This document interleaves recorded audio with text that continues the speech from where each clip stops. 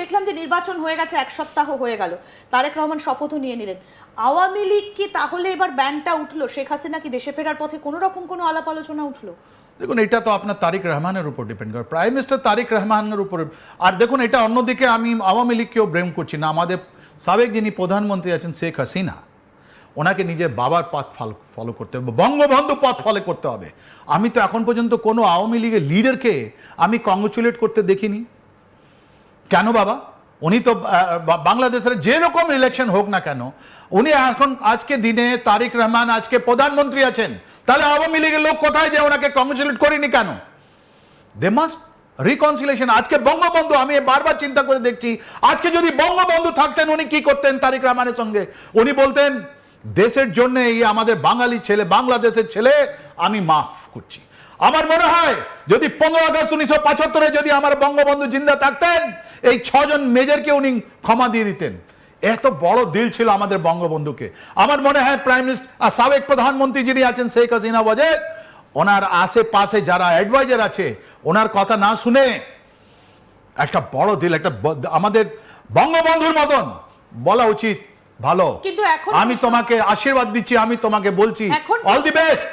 এখন প্রশ্ন হচ্ছে যে ডিপ স্টেট থিওরিতে যখন ভারতকে আটকানো গেল না, কারণ একদিকে আমরা, স্যার আপনি জানেন যে অপারেশন সিন্দুরের পরপর আমরা দেখেছি যে আসিম মুনির কতবার আমেরিকায় গেছেন, কতবার ডোনাল্ড ট্রাম্পের সাথে কথা হয়েছে, এবং যতবার তিনি গেছেন বাংলাদেশে আবার নতুন নতুন করে কিছু না কিছু একটা ঘটেছে, আইএসআই এর অফিসাররা বাংলাদেশে ঢুকেছেন। অর্থাৎ একদিকে পাকিস্তানের দিক থেকে চাপ, একদিকে হচ্ছে বাংলাদেশের দিক থেকে চাপ।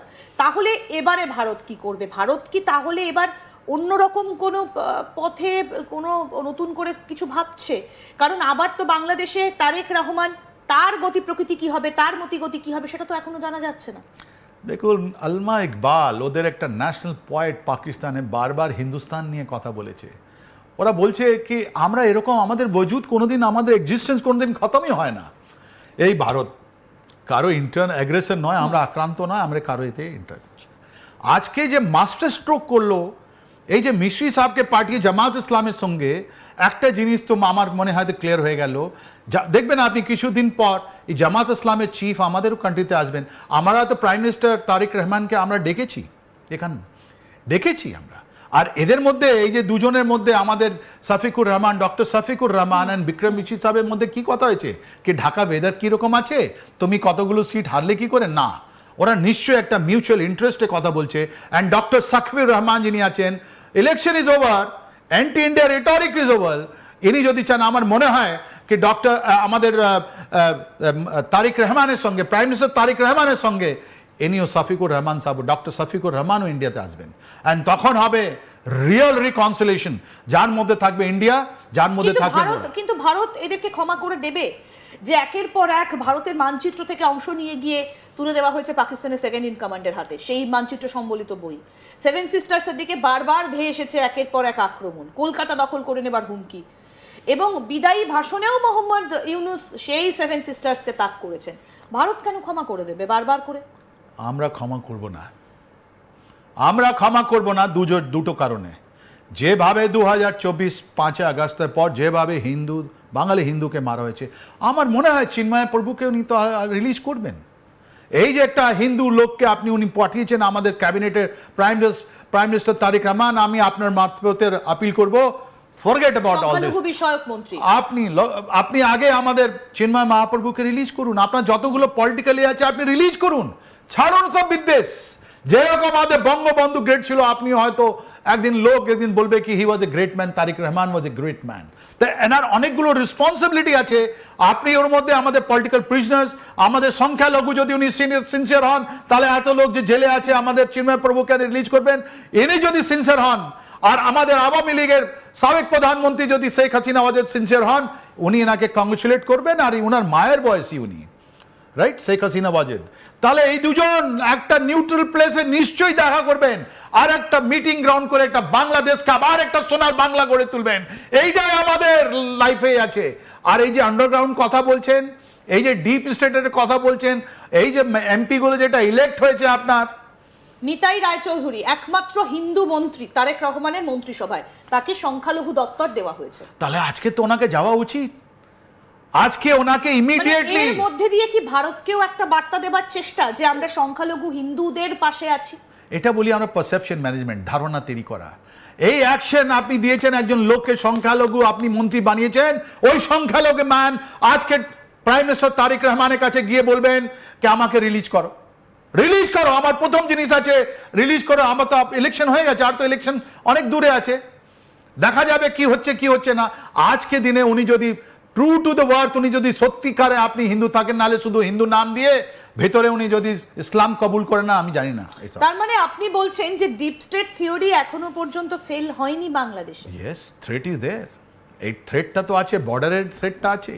আমাদের একজন মুখ্যমন্ত্রী, এই রাজ্যের মুখ্যমন্ত্রী, উনি তো অনেকগুলো কথা বলছেন। কোনোদিন তো উনি কথা বলেননি যে আমার শহীদ দীপু দাসকে যখন কেড়ে নিয়ে ওনাকে পুড়ে মারিয়ে দেওয়া হলো আর লোক ওখানে করছে, কোনোদিন আমি কন্ডেমনেশন শুনিনি। তা ডিপ স্টেট ওইদিকেও আছে, এইদিকেও আছে, আমাদের দিকেও আছে, আর এই কাটা তারে দুদিকে আছে। ইন্ডিয়া গভর্নমেন্ট বুঝতে পেরেছে, আর ইন্ডিয়া গভর্নমেন্ট অ্যাকশন নেওয়া উচিত, বিকজ এটা নতুন ভারত। এই ভারতে সবগুলো জিনিস যেটা রাষ্ট্রবাদের জিনিস আছে ওটা তো হবেই হবে, এর মধ্যে কোনো সন্দেহ নেই। আর বাংলাদেশের মধ্যে আমরা এখন এই সংখ্যালঘু মন্ত্রী যেটা বললেন, আজকে ওনার প্রত্যেকটা জেলের গিয়ে গিয়ে মানুষকে কেড়ে নেওয়া উচিত। সিমিলারলি আপনার প্রাইম মিনিস্টার তারেক রহমানকে জেলে গিয়ে এই যে যতগুলো আর্মি অফিসারকে নিয়ে অ্যারেস্ট করেছিলেন, জেনারেল বাকুর জামান, ওকে বের করা, আর যতগুলো লোক যারা আমাদের মিরপুর ক্যান্ট বা অন্য লোক অন্য জায়গায় গ্রেফতার আছেন ওদেরকে বের করা, এটা প্রথম কাজ যে ডিফেন্স মিনিস্টার। আপনাদের চ্যানেলের মাধ্যমে আমি বলছি এটা। আর তৃতীয়, আমি বলবো না আপনিও ভারতে আসুন, আর ডক্টর শফিকুর রহমানও ভারতে আসুক, আমরা ওটা ওপেন আর্মে আমরা ওয়েলকাম করছি আপনাকে। আসুন, আমাদের সঙ্গে কথা বলুন, বসবো, আর আপনারা ভালো হন, একটা সোনার বাংলা আবার গড়ে তুলুক, এটাই আমাদের মেসেজ। ডিপ স্টেট এখানে চলবে না। ডিপ স্টেট কতই চেষ্টা করুক না কেন, কেন যে আমেরিকা অনেকগুলো পয়সা ইনভেস্ট করেছে, চায়না অনেকগুলো পয়সা ঋণ দিয়েছে, রাইট? ও ঋণের কি হবে? রাশিয়া ওখানে নিউক্লিয়ার একটা রিঅ্যাক্টর বসিয়েছে, ওর কি হবে? মানুষের টেক্সটাইল দেখুন আপনি, কটন আসছে আমেরিকা থেকে, এখানে ম্যানুফ্যাকচার আবার ওখানে যাবে, কেন আমরা ওখানে নিয়ে যেতে পারবো না? এটা টেরিফের ধান্দা ছেড়ে দিন। বিশ্ব যদি আপনি আমাদের সঙ্গে থাকেন বা আমরা আপনাদের সঙ্গে থাকি, আমরা হাত মিলিয়ে হাত, যার মধ্যে আমরা মিউচুয়াল রেসপেক্ট আছে, আপনার সম্মান আমরা করব, আপনি আমাদের সম্মান করুন, আমার কোনো সন্দেহ নেই। যা আবার এইটা আপনার দেখেছেন তো লাল, আপনি যে সূর্য দেখিয়েছেন আপনাদের পতাকার মধ্যে, ওরকম আপনার আবার রাইজ হবেন আপনার জিডিপি। পলিটিক্যাল জিনিস যেটা ইন্টারনাল আছে ওটা আপনি ইন্টারনালি আপনি ডিসাইড করুন। ইন্ডিয়া দেখিয়ে দিল আমি আপনাদের ইন্টারনাল পলিটিক্সে আমরা নেই, এটা বারবার আমরা দেখেছি। তাই জন্য আমাদের একটা সত্যের বিজয় হচ্ছে, সত্যমেব জয়তে। বাংলাদেশে ইলেকশনকে আমরা এক শব্দে বলতে পারি। একদম অত্যন্ত তাৎপর্যপূর্ণ আজকের এই আলোচনা, এবং তার থেকেও তাৎপর্যপূর্ণ বিষয় হচ্ছে যে বিক্রম মিস্ত্রির সঙ্গে শফিকুর রহমানের আজকের এই বৈঠক, এটা কতটা তাৎপর্যপূর্ণ। তাহলে কি এবার সমীকরণটা বদলাচ্ছে? কোথাও গিয়ে জামাতের প্রধান তিনি কি বুঝতে পারছেন যে ভারতকে এখন সব থেকে বেশি জরুরি? কারণ এই যে বৈঠক এবং এই বৈঠকের চিত্র, এটাও কিন্তু অত্যন্ত গুরুত্বপূর্ণ বিষয় যে জামাতের প্রধানের সঙ্গে বৈঠক ভারতের বিদেশ সচিবের। কোন জামাতের সঙ্গে?